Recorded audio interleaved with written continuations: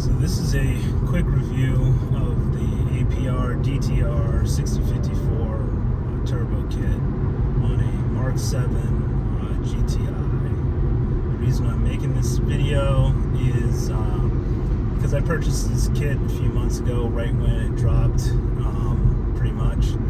And honestly, I made the purchase kind of blind based on a lot of the marketing materials, but there weren't really any specific numbers or times or performance metrics released by APR at that time with the release of the kit.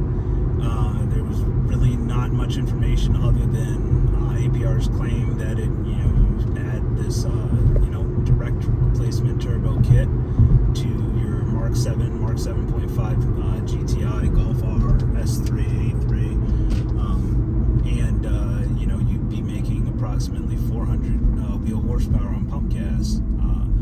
I was previously in the market for an IS38 turbo, but didn't really like the prospects of adding a downpipe with the emissions in my current location. So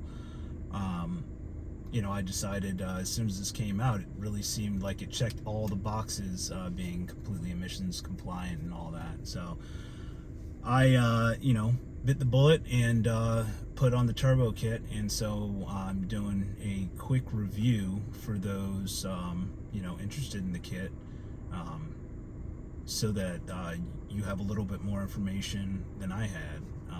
And just a heads up, this is going to be mostly anecdotal. I'm not going to get super technical. I'm going to focus more on the things that weren't conveyed to me, like how the turbo feels on the street. And I think that's what people mostly care about, most honestly anyway, is how this kit feels for practical purposes, daily drivability. I feel that APR, the typical APR customer is looking for a turnkey solution. We're not looking for a Pro Tune per se. Looking for something that you can add to your car and have an almost OEM experience. With that, obviously, comes the downside of customization.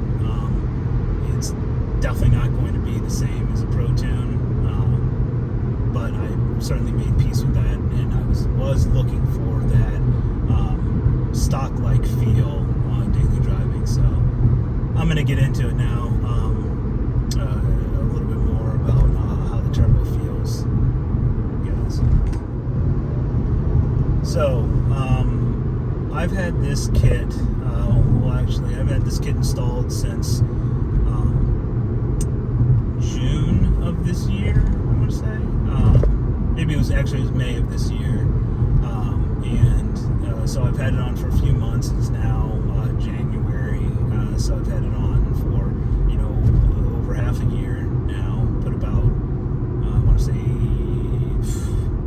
maybe 8,000 miles on it, I want to say. Most of which are joyriding and messing around.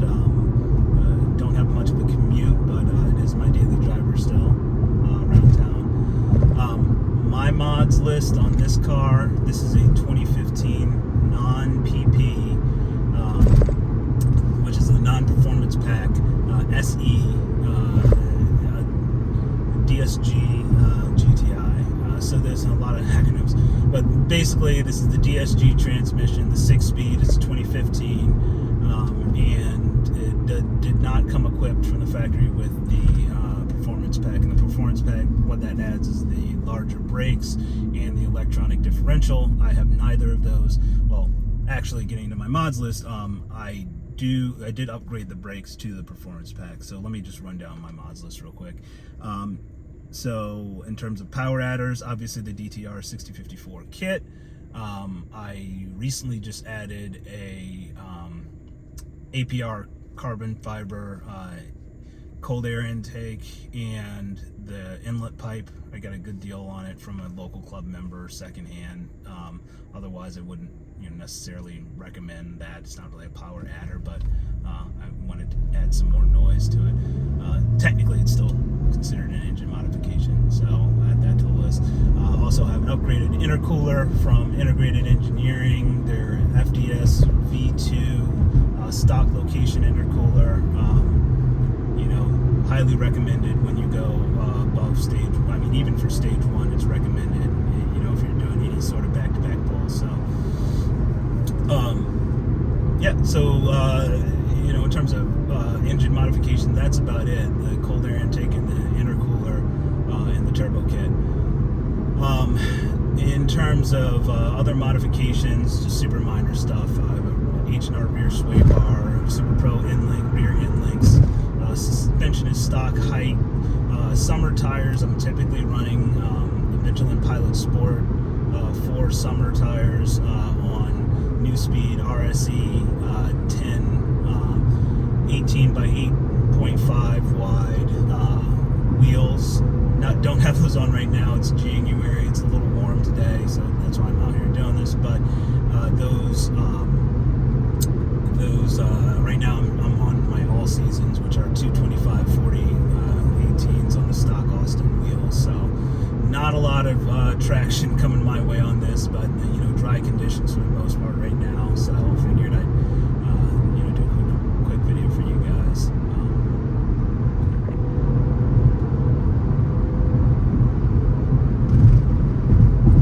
Okay, so as far as how the car feels, what everybody cares about, to me, it feels great. I was APR Stage 1 for a little over a year before I bit the bullet and switched to the DTR kit. It was almost like a night and day, kind of like it went from, like it felt when you went from stock to stage 1, just that raw power, but in a different way. It's not as rowdy down low as stage 1. And certainly, as you can see right now, I'm just kind of cruising around. It feels a lot more, you know, it feels just completely, almost completely stock when you're down low. I'm cruising around at about 60 right now, so it's not really shining where this kit really excels. But let's get into it a little bit. So this is 4th gear. This is 3rd gear, 4,000 RPMs. We'll give it the beans and see what it does.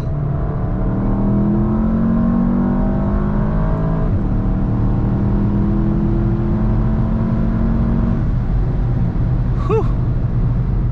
So, yeah, it will just keep going, you know, anywhere from, you know, well, it really depends on the RPM, but anywhere from, you know, 4,000 RPMs, you know, and up, it is, you know, infinitely, well, not infinitely, but it's order of magnitude quicker than stage 1, just all over the board.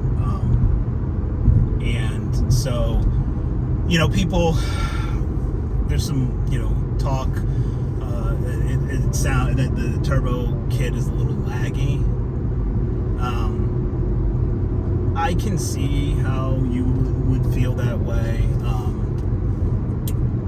or how you could feel that when you're, you know, driving around town and drive, even with the DSG Tune, which I have on here also, sorry.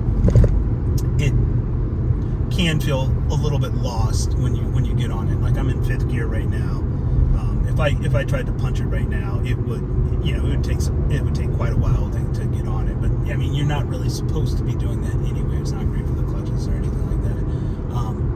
So in most scenarios, when I'm driving, you know, you'll cruising at about 50, you know, 55 miles per hour, 56 miles per hour right now. You know, you just drop it down to 3,000. You know, if you want to get a little bit of pep, if you really want to go, you're going to need to drop down to 3rd, you know, to really get going. And that'll bring you up to 4,000 RPMs. As long as you're at 4,000 RPMs, you're gone. Let's do a pull. All right, so here's 60. 65. It's third gear, 5,000 RPMs. Let's go.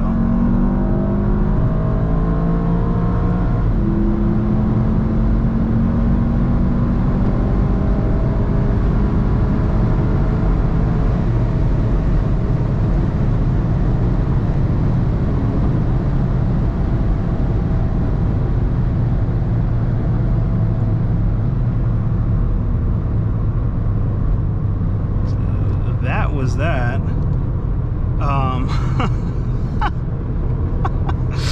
I mean, how can you not? It's just insane. I don't know, and just for the record, no, I don't do that on the daily. I'm doing a video right now, but like, just knowing that you can do that, it's still fun. It's still fun around town. Like, you can still zip around without having to go wind it out to 120, a $120. Plenty of fun to be had down low with this.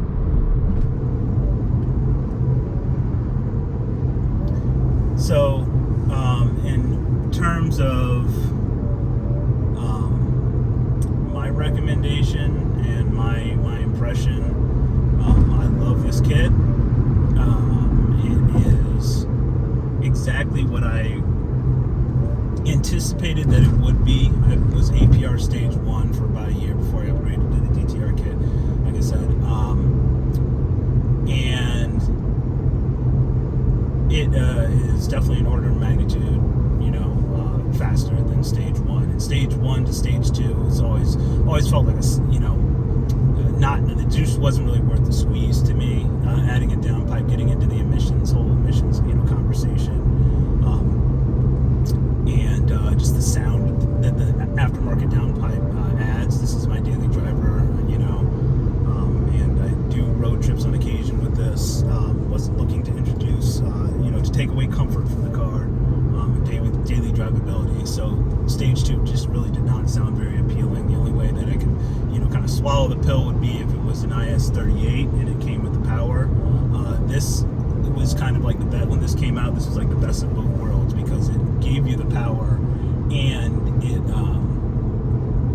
also, you didn't have to fuss with anything. It was a turnkey solution, so it really checked all the boxes for me personally.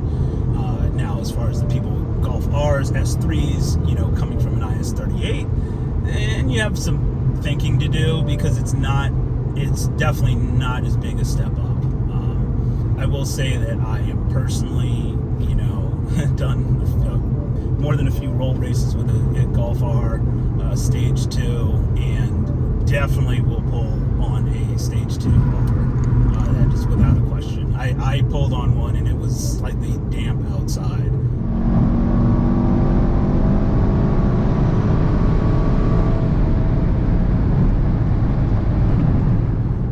I didn't know it wasn't raining. There was some mist, and I guess it accumulated and it created some moisture on the road.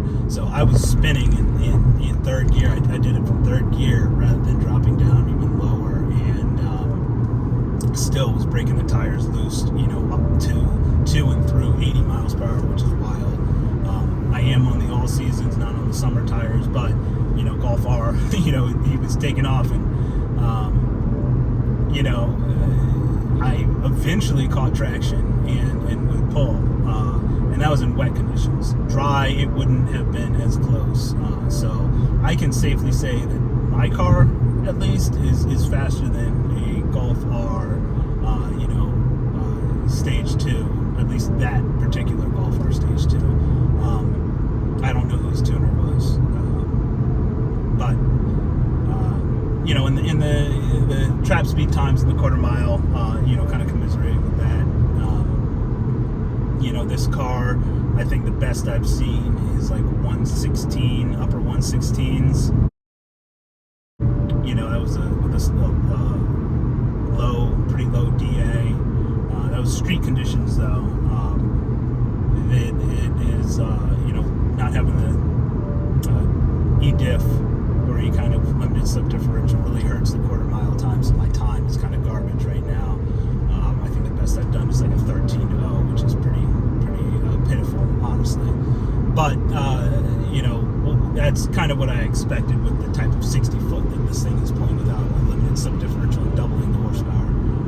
You know, you can't be mad at that. So eventually I might consider a wave track, limited mechanical, limited slip differential, but for right now, I'm fine with it. You know, just doing rolls and just driving around town and having some fun with it. And that's what this, that's what I got this in mind for. I'm not really going to the track or anything. I just really wanted to take that next step. I wanted that same excitement as I had with Stage 1, but just taking it to the next level, and that's what this kit does. It really just takes your car to that next level.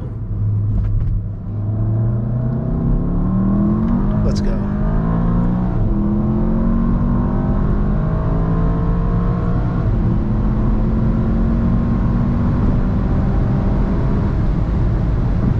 That's 120.